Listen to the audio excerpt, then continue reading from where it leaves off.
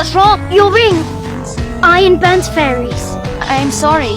The first time I reached out to touch that human boy, I accidentally got burned by his ring. He immediately apologized and flung the ring far away. His sweet gesture made me laugh, and after that, I let him stroke my wings. We spent our days playing together in the enchanted forest, but as time went on, our friendship slowly transformed into something deeper. After he gave me a necklace, I realized I had fallen for this human boy. When I turned 16, he gave me a kiss and called it true love's kiss, but then he suddenly vanished without a word and never came back for years. I often wandered alone, reliving every moment we'd shared. Then one day, he returned all grown up now. The unexpected reunion made all my resentment melt away in an instant. We nestled together under the stars that night, but then he handed me a vial of poison. After I drifted into a drowsy sleep, he pulled out a dagger. When I woke up again, he was gone, and I discovered that someone had cut off my wings. The realization hit me like a thunderbolt, and I wept uncontrollably. In that moment, Betrayal's blade pierced straight through my heart. My cries echoed throughout the entire enchanted forest. Meanwhile, he took my wings to the king,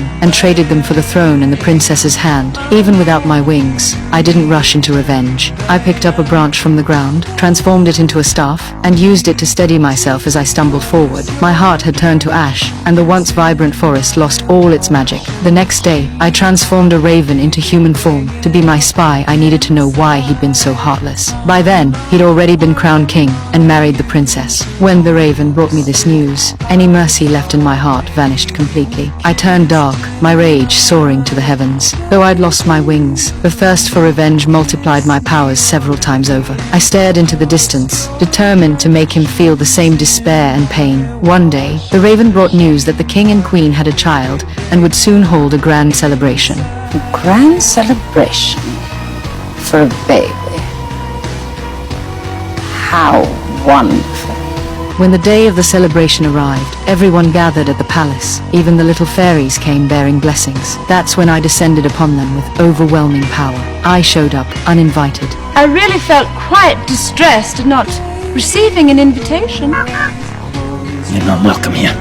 And to show I bear no ill will, I too shall bestow a gift on the child. I walked slowly toward the baby and placed my curse. Before the sun sets on her 16th birthday, she will prick her finger on the spindle of a spinning wheel and fall into a sleep like death, a sleep from which she will never awaken. The princess can be woken from her death sleep, but only by true love's kiss. This curse will last to the end of time. No power on earth can change it.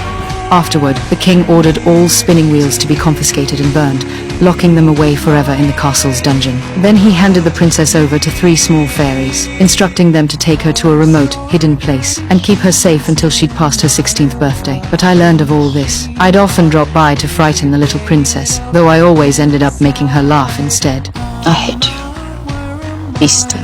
The 3 fairies had no experience caring for a baby and constantly let the poor princess cry from hunger. It's going to starve with those 3 looking after it. So to ensure the curse would take effect when she turned 16, I sent the raven to bring her flower nectar at night, while also punishing the fairies for their carelessness. And as time passed, the little princess gradually grew up.